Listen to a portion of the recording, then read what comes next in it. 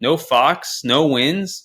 Man, is it time to panic a little, you think, here in Sac? But I think the one thing that probably prevents complete panic is that this is 6 games in and it's not like March. But we saw De'Aaron Fox go down with the injury based on what he's saying, based on the fact that he hasn't played these last 3 games, based on the fact that it doesn't necessarily seem all that likely he'll play on Wednesday against Portland, rushing him back, and nor should they. Again, it's early. But a lot of that has to do with the trust in the depth of the roster to handle things. But they have not held down the fort at all.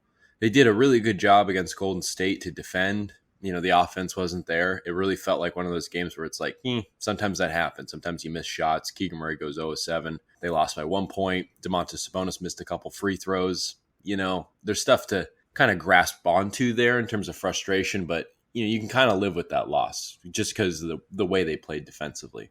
But the 2 games against Houston, Mike Brown was noting their body language kind of dipping, the fact that their spirit was deflated. They were just ghastly on both ends. And by midway through that second game, when it was essentially over, it just felt like they'd reached the lowest of the low that I couldn't even imagine. Just stagnant offense, not doing anything, no ball movement, no player movement. And then defensively, just like almost kind of just giving up. Mike Brown was just talking about how much they're reaching, which is kind of the biggest indication of just lazy defense and not playing together on a string.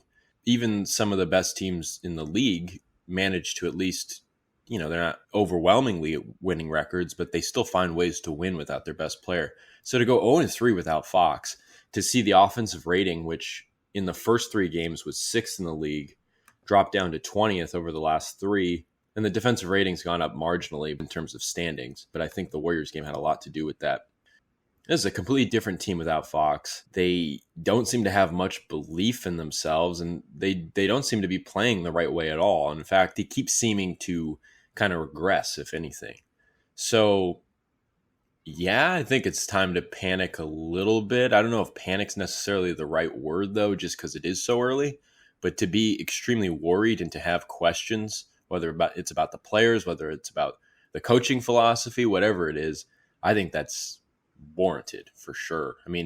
How are you feeling? Those were particularly those Houston games. That was some of the most ugly basketball that I've watched in recent memory, especially since Mike Brown's taken over. That was just made me sick. It was nauseating.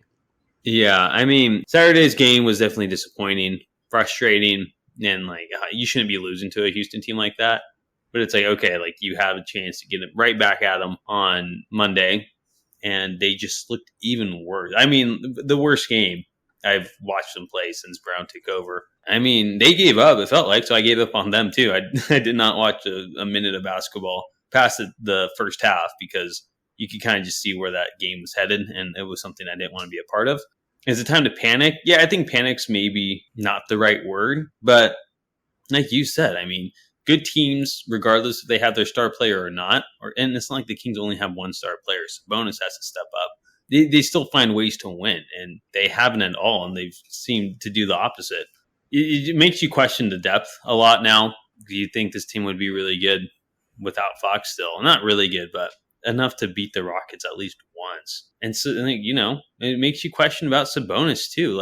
I always had the Sabonis' back and stuff since the playoffs, and maybe I'm over exaggerating now. But 4 shot attempts on Monday night against Şengün, you'd expect your other All-Star to actually really try to take over, get some shots up himself. He's not a bad scorer. Yeah, he might be a pass first guy, but he's averaged, I think one season with the Pacers, or maybe a couple, he averaged over 20 points a game. So it's like, dude, score the rock. And not just on Sabonis. Everyone looks so bad. Barnes, that's another guy. After that first game, it's just like, man, he just kind of just disappears, really. What are you doing? I don't know. It's so frustrating. So the only reason I'd panic is the depth, really. I'm not panicking over this team. I think Fox will come back and kind of get us back on the right track. But, what happens when Fox has an off game? Is no one just going to step up for him? So, I don't know. That's just going to increase the load on Fox at this point. They have to figure it out. That's going to be Brown's job too. But, oh man, these last 3 games have been super disappointing. I think one of the things about teams winning without their best player is that the team sticks to a particular brand of basketball. They know that 20, to 30 points, depending on the player, is going to be gone, but they still stick to a specific brand of basketball and give themselves a chance to win. And watching those 2 games in Houston, what brand of basketball is Kings basketball? If you didn't know that they try to play fast and physically, you'd have no idea that that's their quote unquote supposed identity. And that, I think, is the most panic worthy thing. It's like, is there an identity crisis here? I don't know if there's an identity crisis, because again, I think they know what their identity should be, but in meeting the standards of that identity, they look lost. So, I mean, before there's any optimism that returns to the situation, optimism excluding Fox, they really got to show it first, because there's no reason to be optimistic about the Foxless Kings right now, because they look horrible.